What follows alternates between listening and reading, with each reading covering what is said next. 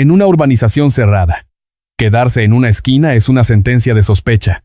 Nadie se sienta en un coche aparcado frente a una entrada ajena, sin llamar la atención. Si este caso te genera las mismas preguntas que a nosotros, dale like y suscríbete para no perderte ninguna actualización. Allí no puedes merodear, ni quedarte quieto. En un entorno así, cada vehículo y cada rostro desconocido se analizan al milímetro. Tu presencia aquí mantiene viva la búsqueda de la verdad. Esto nos lleva a una cuestión inquietante y puramente psicológica. ¿Cómo se vigila a una mujer de 84 años, sin ser detectado? Monitorizar su hogar, su entrada y sus hábitos diarios durante 3 semanas completas, sin que ningún vecino reporte una anomalía.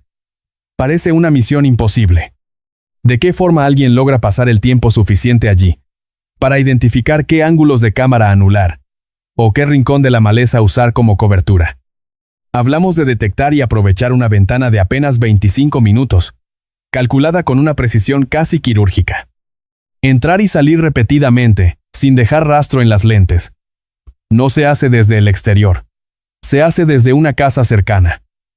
Desde dentro del perímetro. El área de Catalina Foothills, en Tucson, como Helios, no es precisamente un lugar donde un extraño pueda pasar desapercibido con facilidad. Son villas de una sola planta en parcelas extensas, protegidas por muros bajos y vegetación desértica, situadas en calles donde el tráfico es casi inexistente. Las propiedades que rodeaban la residencia de Nancy Guthrie guardan una distancia prudencial. No están amontonadas unas sobre otras. Los residentes identifican cada vehículo a la primera. Saben perfectamente quién vive allí y quién resulta un elemento extraño en el paisaje. En comunidades de este nivel, hazte morita. La vigilancia va más allá del portal. Hay cámaras en las verjas, en los garajes, e incluso ocultas en los árboles apuntando a la calzada. Es el tipo de barrio donde, si te detienes 20 minutos en la calle, alguien, inevitablemente, acabará fijándose en ti. Sin embargo, lo ocurrido con Nancy Guthrie sugiere que el responsable poseía una inteligencia operativa extremadamente detallada y específica. Tenía datos concretos sobre el terreno, al y mes, la ubicación exacta de los sistemas de seguridad y los horarios de la víctima. Conocía al detalle cada movimiento de su verja y cada uno de sus pasos rutinarios diarios. Kurt Dabb, veterano detective de homicidios del condado de Pima, sostiene que la logística del asalto fue demasiado compleja para que un solo individuo la gestionara. Según los indicios públicos, esta operación pudo requerir la coordinación de entre 2 y 4 personas, con funciones muy específicas. Un grupo de 2 a 4 personas actuando al unísono, moviéndose como sombras alrededor de un solo objetivo, en un barrio residencial. Sabían perfectamente cómo actuar desde dentro. Eso no es fruto del azar, ni es algo que se planifica en una tarde de 3 horas.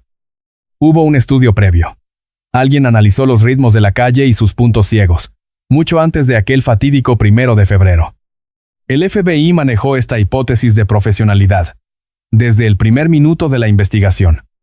La actividad reciente en la zona indica que han vuelto a la pregunta clave: ¿dónde se escondía el sospechoso cuando no estaba ante la puerta de Nancy? Surge entonces la teoría del centro logístico. Bob Krieger dedicó casi 3 décadas a la aplicación de la ley en el condado de Pima. Lideró operaciones tácticas del SWAT, una experiencia que te obliga a mimetizarte con la mente del criminal para prever sus movimientos. Su trabajo consistía en modelar decisiones y entender cómo se gesta una planificación operativa real sobre el terreno, a nivel de suelo. Al analizar el interés del FBI en una propiedad desocupada cerca de la casa de Nancy, Krieger fue tajante y directo en su análisis. Los investigadores ven en una vivienda vacía, silenciosa y recientemente abandonada. El refugio perfecto para un depredador. Una base de operaciones ideal para los sospechosos. Una tapadera que ofrece el camuflaje más absoluto bajo una apariencia de normalidad. Una casa vacía aporta algo más que un techo bajo el que ocultarse. Ofrece una pátina de legitimidad ante los ojos de los vecinos. Proporciona la excusa perfecta para estar presente en la zona, sin levantar ampollas ni sospechas inmediatas. En Catalina Foothills, donde un coche extraño es una alarma, Una casa otorga una razón de ser mucho más valiosa que cualquier escondite físico. Ya no eres un acechador, sino un nuevo inquilino. Un comprador potencial haciendo una visita, o alguien en mitad de una mudanza. Te conviertes, a ojos de la comunidad, en alguien que simplemente tiene derecho a estar allí. Krieger señaló que un lugar así, lejos de las miradas curiosas, es el sitio idóneo para instalar equipos de vigilancia electrónica avanzada. Dispositivos que pueden ocultarse fácilmente en la estructura de la finca, sin que nadie sospeche absolutamente nada. Detengámonos a pensar en ello. No hablamos de alguien con prismáticos tras una cortina, sino de tecnología de monitoreo, cámaras fijas o sensores de movimiento. Aparatos posicionados estratégicamente para registrar cada segundo de la vida en el vecindario objetivo y detectar cualquier patrón. Funcionando día y noche para trazar un mapa exacto de las idas y venidas de Nancy durante semanas. Ese es el esquema operativo que dibuja Krieger. Desde esa casa vacía, el intruso podía moverse con total libertad a cualquier hora, ya fuera al amanecer, al mediodía o en plena madrugada. Si aparentas vivir allí, tu presencia deja de ser una amenaza externa para convertirse en parte del paisaje cotidiano del barrio. Saludas al vecino que pasea al perro, o haces un gesto cordial a los jardineros mientras aparcas tranquilamente en la entrada. Entras en tu camino privado, observas y registras cada patrón del barrio y cada movimiento de Nancy, con total impunidad. El foco del FBI sobre esa propiedad abandonada no es una casualidad, ni un movimiento desesperado en la investigación. Periodistas que han seguido este caso desde el epicentro del vecindario han sido testigos directos de esta evolución táctica. Según informantes fidedignos, la Policía Federal se personó nuevamente en Catalina Foothills a mediados del mes de marzo. Han vuelto a interrogar a los residentes sobre un vecino que se mudó antes de que Nancy desapareciera. No ocurrió una semana después, sino justo antes del 1 de febrero. Hallazgos inéditos del caso han comenzado a filtrarse, tras semanas de indagación junto a los equipos de investigación más cercanos al expediente. Fuentes directas han corroborado que el buró ha rastreado la urbanización de Nancy Guthrie en las últimas 24 horas, llamando a las puertas y profundizando en sus interrogatorios locales. Asimismo, uno de los puntos clave en los que indagan es ese vecino que abandonó la zona justo antes de que se perdiera el rastro de Nancy.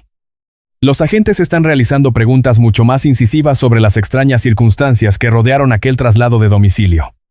No se afirma que guarde relación directa con el suceso, pero es un hilo del que el FBI está tirando con fuerza. Los federales han regresado al vecindario.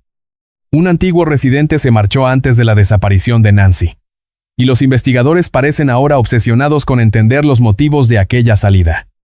Cada término se sopesa con cautela.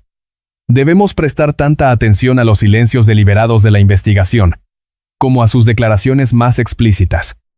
El buró no regresa a una escena 6 semanas después para preguntar por un antiguo vecino, a menos que su cronología sea vital para el caso. Esas pesquisas solo tienen sentido si la marcha de ese individuo encaja con la línea temporal que los agentes federales están reconstruyendo minuciosamente ahora. Nadie investiga a alguien que ya se ha ido, si el momento exacto de su partida no conecta con algún secreto que la policía ya conoce. Alguien huyó justo antes del 1 de febrero. El FBI busca respuestas sobre esa propiedad vacía y la disposición de las cámaras de seguridad adicionales. Hay mucho más tras esa vivienda vacía.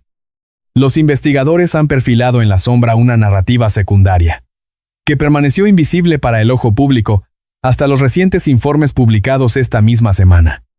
El FBI inspeccionó varias veces una obra en la esquina de Camino Escalante con Camino Miraal, un punto estratégico situado muy cerca del hogar de Nancy. En esa construcción próxima a la casa de la víctima, los agentes federales interrogaron a los trabajadores y registraron minuciosamente cada rincón del terreno. Revisaron los cobertizos y peinaron la propiedad. Saben que un sitio en obras posee un valor operativo crítico, que no pueden pasar por alto. Una vivienda en construcción genera un tránsito constante de personas con acceso legítimo, contratistas, peones y obreros que entran y salen según horario. Repartidores e inspectores componen un flujo de rostros anónimos, que cualquier observador paciente podría haber estudiado para aprender sus rutinas y movimientos exactos. Es un lugar con ángulos muertos y estructuras que ofrecen cobertura, permitiendo el acceso a fincas colindantes que habitualmente estarían cerradas por vallas. Los federales también han logrado recuperar imágenes adicionales captadas por las cámaras de seguridad, situadas en la propia residencia de Nancy Guthrie. Son capturas visuales que van más allá del ya conocido video registrado por el timbre automático. Según informes de la cadena ABC, las cámaras del jardín y la piscina grabaron miniaturas de individuos desconocidos merodeando la propiedad, antes de su extraña desaparición. Solo existen miniaturas, ya que el video original se perdió. No obstante, expertos como Brad Garrett afirman que estas imágenes estáticas son una pieza fundamental del rompecabezas. Según su criterio, los investigadores podrían utilizar ese material gráfico para reconstruir la lista de personas que merodearon por la casa de Nancy. Se trata de completar vacíos, no de confirmar sospechosos. Hay figuras en esas fotos que los agentes federales aún no han logrado identificar plenamente. Sujetos que estuvieron en la propiedad antes del 1 de febrero. ¿Quiénes eran? El FBI está elaborando ese listado con una cautela extrema. Y el registro de los obreros de la construcción, cuyos nombres ya tiene la justicia, es una parte esencial de esta compleja labor de identificación. 11 y 24 de enero. 2 sábados clave. Los registros oficiales revelan detalles de las semanas previas al 1 de febrero. Mucho más precisos de lo habitual. Los detectives instaron a los vecinos a revisar minuciosamente sus grabaciones de seguridad de todo el mes de enero, en busca de cualquier anomalía. No es un trámite inusual, pero las instrucciones se volvieron muy concretas. Solicitaron revisar especialmente la noche del 11 de enero, una fecha que las autoridades destacaron con énfasis en sus peticiones de ayuda a la ciudadanía. La propia familia de Nancy reforzó esta petición mediante un comunicado oficial, enviado a la cadena local de televisión con sede en Tucson. Suplicaron a los residentes que hicieran memoria sobre el 31 de enero, la madrugada del 1 de febrero y la noche del 11 de enero. Aquel 11 de enero fue sábado. Laura, vecina de Nancy, ha aportado luz sobre esta investigación desde los primeros días de la búsqueda. Ha mantenido contacto directo con la prensa, colaborando activamente para desentrañar lo que realmente ocurrió en su propia calle aquel día. Confirmó que los investigadores analizaron exhaustivamente sus grabaciones de seguridad de 2 fechas concretas, el 11 de enero y el 24 de enero. Un detalle inquietante que muchos pasaron por alto: ambas fechas eran sábados, con 3 semanas de diferencia exacta entre sí, justo antes del secuestro. Ambas fechas coinciden en el mismo día semanal. No es una casualidad estadística. Es un patrón metódico. Según informes de Fox News Digital, una fuente confirmó que las fotos del timbre publicadas por el FBI no pertenecen a la misma noche de vigilancia continuada. Al menos una de las capturas pertenece a un momento distinto. Esto significa que el sospechoso enmascarado acechó la puerta de Nancy 2 veces antes del 1 de febrero, contradiciendo la versión inicial brindada por el alguacil. Se afirma que las grabaciones carecían de metadatos temporales, lo que impedía verificar de forma técnica si las escenas correspondían a jornadas distintas. Sin embargo, de manera paralela, los agentes lanzaron una consulta pública centrada exclusivamente en el 11 de enero. No preguntaban por el mes, ni por una semana, sino por esa noche específica. Nadie pone en marcha una búsqueda ciudadana tan precisa, a menos que existan indicios sólidos de que algo trascendental ocurrió precisamente aquel 11 de enero. El equipo de investigación también logró recuperar capturas activadas por sensores de movimiento de las cámaras adicionales instaladas en la finca de la víctima. Registros de la zona de la piscina, el patio trasero y los laterales, en los días previos al 1 de febrero. No son imágenes del momento del rapto. Se trata de presencias detectadas merodeando por su propiedad antes de que se la llevaran. Ese es el inquietante escenario que dibujan las cámaras. 3 puntos de contacto confirmados el 11 de enero. El 24 de enero y la noche del 1 de febrero. Cada incursión fue un paso más hacia el umbral de su puerta. Cada visita servía para procesar información. Cada estancia validaba detalles logísticos que serían cruciales para el siguiente movimiento del intruso. Y aquí surge uno de los hallazgos más perturbadores de toda la investigación: el mensaje de rescate, y lo que verdaderamente revelaba su contenido. Cuando la primera exigencia económica llegó a los medios tras la desaparición, expertos y analistas pusieron el foco sobre un elemento muy desconcertante. Ese escrito escondía pormenores que trascendían por completo una mera reclamación general de dinero. En la parte inferior del mensaje aparecían datos sobre la vestimenta que Nancy llevaba esa noche, los daños estructurales en su casa y la ubicación exacta de su reloj inteligente. Mary Coleman, periodista que recibió el primer comunicado del secuestrador, describió el impacto que aquella nota tuvo en quienes la leyeron por primera vez. ¿En qué instante exacto quedó claro que esto no era la broma pesada de un desequilibrado, sino algo real y peligroso? Fue una revelación absoluta para todos. Aquello podía ser algo sumamente serio, y el texto lo confirmaba con una frialdad perturbadora. El mensaje incluía una cifra exacta de dólares, un plazo límite, y otros detalles específicos que solo el captor de Nancy Guthrie podía conocer. Todo aquello hizo saltar de inmediato todas las alarmas en el departamento, sin margen para la duda. La nota fijaba una cantidad, una hora de entrega, y datos que solo el responsable del rapto manejaría. Muchos cuestionaban su veracidad al principio, pero los detalles internos disiparon esas dudas. Y mientras las autoridades continúan analizando minuciosamente si el documento es auténtico, no descartan ninguna confidencia que reciban. Lo que sí sabemos es que hay ciertos fragmentos del texto que ya pueden compartirse con el público. Gran parte de la información contenida solo estaría en manos de alguien que realmente la tuviera retenida contra su voluntad. Son detalles de tal calibre que solo una persona que la tuviese en su poder podría haber redactado ese mensaje. Harvey Levin profundizó en un punto del escrito que llamó la atención de los investigadores: la mención, confirmada posteriormente por el FBI, a un reloj de Apple y a un foco exterior dañado. Lo que resultó fascinante es que ya se sabía públicamente que Nancy solía utilizar un reloj de ese tipo. Existen fotografías de ella junto a Savannah Guthrie, llevándolo puesto. Pero la nota precisaba dónde estaba el reloj dentro de la casa. Algo que no se había filtrado. El mensaje especificaba el lugar exacto donde se hallaba el dispositivo. Un rincón que no resultaba obvio para cualquier extraño que entrara allí. Fue precisamente ese dato tan íntimo lo que despertó el interés inmediato de los investigadores federales. Su ropa de aquella noche, el reloj inteligente, un foco de luz roto, y el estado general de la vivienda.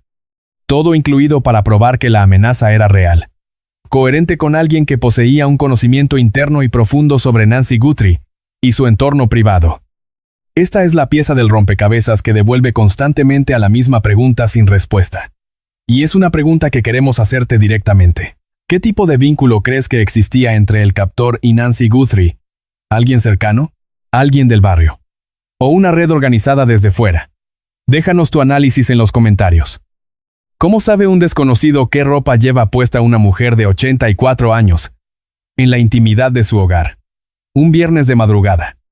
¿De qué forma descubre alguien dónde dejó su reloj, no en un sitio común, sino en un lugar lo bastante inusual, para que el FBI le prestara atención? Se posee esa información porque se ha estado cerca, porque se ha tenido un acceso privilegiado a su espacio personal, porque el vínculo entre el captor y el mundo de Nancy Guthrie va mucho más allá de lo que un simple observador puede ver desde la acera. Un punto de vigilancia estratégica ofrece algo más que cobertura física. Otorga una proximidad psicológica y táctica devastadora. Cercanía durante el tiempo suficiente para estudiarlo todo: la cámara de seguridad, los arbustos del jardín, el ángulo de cada ventana. Analicemos ahora el comportamiento del sospechoso ante la puerta principal el 1 de febrero. Cada uno de sus gestos es un rastro de lo que ya sabía. La agencia federal difundió imágenes de un individuo oculto tras un pasamontañas, vestido con pantalones largos, chaqueta y guantes, portando una mochila de la marca Ozark Trail mientras se aproximaba a la entrada. Primero intentó cegar la lente con su mano. Después, retrocedió, bajó la mirada y arrancó un trozo de vegetación del jardín para colocarlo frente al objetivo de la cámara. Josh Campbell, y analista federal, y analista forense, fue muy directo en su lectura de los hechos. El intento del sujeto por bloquear la visión usando plantas del propio patio genera dudas razonables sobre su nivel de profesionalidad y planificación previa. Porque aquí reside la clave: alguien que hubiera vigilado la propiedad a conciencia, que hubiera estudiado la posición y el ángulo de esa cámara. Habría llegado preparado con cinta, un trapo o pintura para neutralizarla eficazmente. Steve Moore, antiguo agente del FBI, expresó esta misma idea de una forma todavía más cruda y tajante. Está convencido de que quien acechaba en ese umbral sabía perfectamente que Nancy Guthrie estaba al otro lado mientras intentaba sabotear la lente. No había dudas en su proceder. Aquello no fue un tanteo aleatorio entre los vecinos. Iban a tiro hecho. Es el momento de reconstruir la cronología. La cámara del portal se apagó a la 1:47 del 1 de febrero. 25 minutos después, a las 2:12, un sensor lateral registró a alguien sin llegar a grabar. Quedó constancia de la presencia, pero el metraje se ha desvanecido por completo. Un intervalo de 25 minutos separa el apagón tecnológico de un movimiento fantasma, que no dejó rastro digital alguno. En ese mismo lapso, esos diversos residentes informaron de que sus propias grabaciones nocturnas figuraban como no disponibles en el sistema. Una caída de la conexión en el vecindario, coincidiendo con el rapto de Nancy Guthrie, fue documentada por la prensa nacional y analizada por los peritos. Los agentes centraron su atención en un cajetín de suministros dañado, que se encontraba a escasos metros de la residencia de la víctima. La oficina del alguacil confirmó más tarde a los medios que, tras el análisis, descartaron que dicha avería estuviera vinculada directamente con el crimen. Esa vía de investigación se clausuró. Pero el enigma de los dispositivos cegados y ese vacío de 25 minutos sigue pesando en el expediente. Los hechos son estos: el intruso apareció justo cuando el ojo principal de la vivienda dejó de vigilar el entorno. Si se trató de una maniobra calculada o de una macabra casualidad, es una incógnita que la policía aún no ha despejado oficialmente. No obstante, la pericia con la que el sujeto manejó la posición de las cámaras, su dominio del follaje y la precisión del tiempo sugieren que no era la primera vez que pisaba ese jardín. Los expertos sospechan de un ataque dirigido. Al regresar al barrio para indagar sobre las maniobras de los federales y lo que el Buró Federal de Investigaciones exigía, se supo que el departamento solicitó la filiación completa de cada operario y constructor que trabajaba en una reforma cercana. Steve Moore aportó un matiz fundamental sobre el significado real de estos movimientos policiales. Cambió la perspectiva de la investigación. Mientras los vecinos sentían la frustración de ver cómo se interrogaba a trabajadores externos, llegando a pensar que los agentes estaban tan perdidos como el segundo día de búsqueda, Moore lo interpretó de otro modo. El experto rebatió esa idea.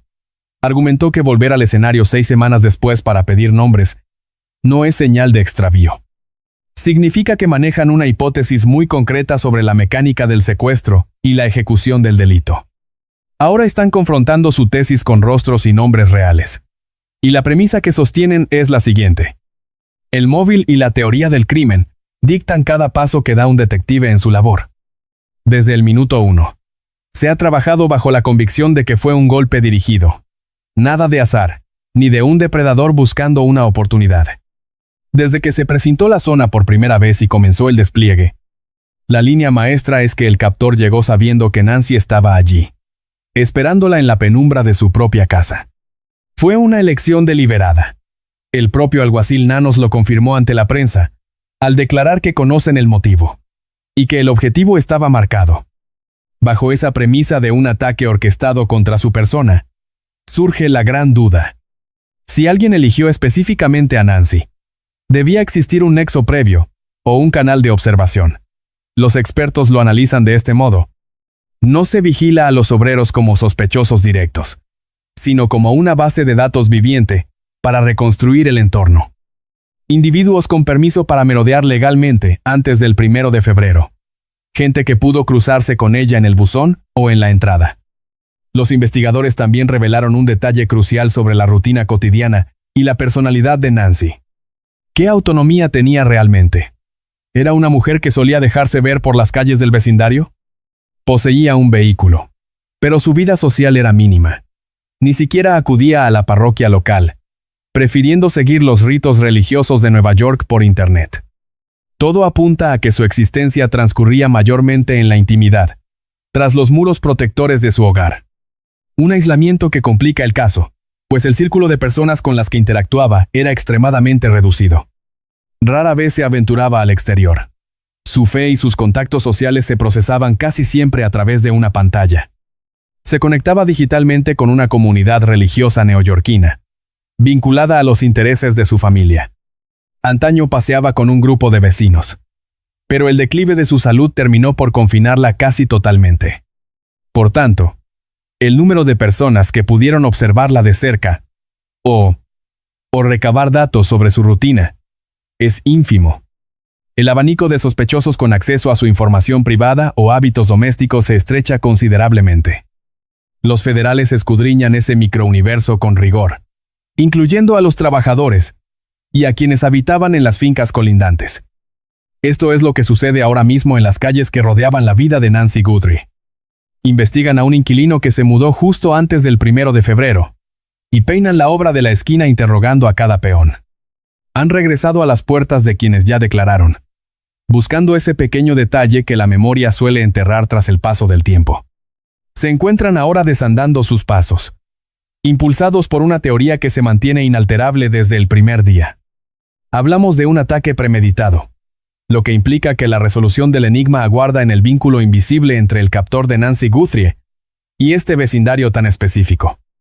El esquema de análisis de Bob Krieger no es una hipótesis inventada para este relato. Es el análisis técnico de un hombre con 30 años liderando operaciones que requerían este tipo de frialdad psicológica. Una propiedad vacía cercana ofrece cobertura y, lo más importante, una coartada. Permite moverse por el barrio a cualquier hora, sin alertar a quienes saben distinguir perfectamente quién es un extraño. Y concede algo difícil de medir: tiempo. Tiempo para observar. Tiempo para asimilar cada detalle.